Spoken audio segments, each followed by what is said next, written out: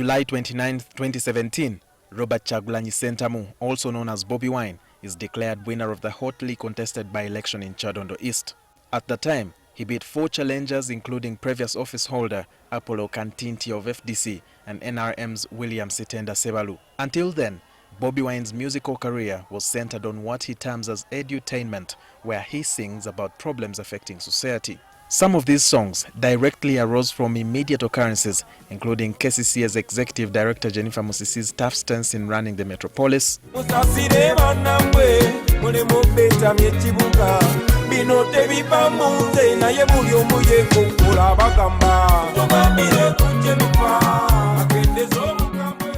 election violence,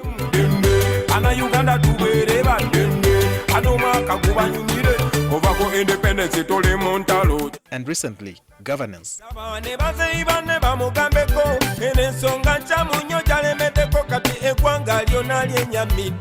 Months later, Bobi Wine's influence is evident in 3 by-election victories.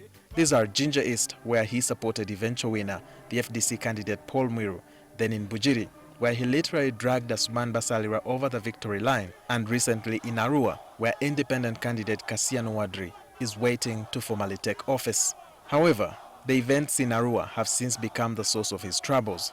But where does he derive his influence? The name Bobi Wine is known in the whole country. Everybody knows him. But most importantly is that he's using a message that resonates with the ordinary person. Dr. Wakida says Bobi Wine's musical background set a foundation for him. Now, he has managed to get the population behind him. And I can tell you that for every elections, by-elections, if Bobi Wine is still walking, then Yarim should forget about it. When our election became so violent, so he's had a couple of songs speaking about how we should have an election.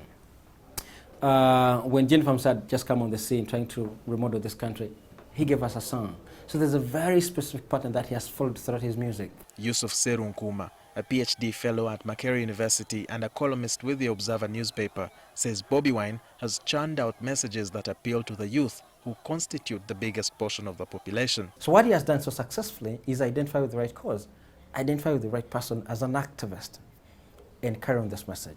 The analysts say having him jailed is a double-edged sword for the government. But you have to deal with it because you don't know what potentially could come out of it. So, but in the process, you create a star. So this is what Museveni has done. The reason why you see the public is responding this much, both the international and the local population is responding like this, is because they have realized that the government is being unfair.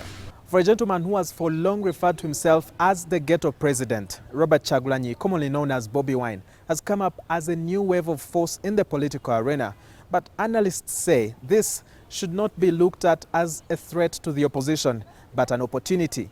So what he has brought to the political space in this country is the power to mobilize a constituency. He speaks the right language. Bobi Wine can be a very good mobilizer and mobilize for a cause, not necessarily for himself. Robert Kyagulanyi was today freed by the court-martial, but rearrested and charged in Gulu Chief Magistrate's Court with treason, along with 32 others. Time will tell if he can rise from his troubles to become an even bigger influence in Uganda's politics.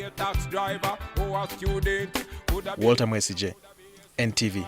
We are fighting for freedom.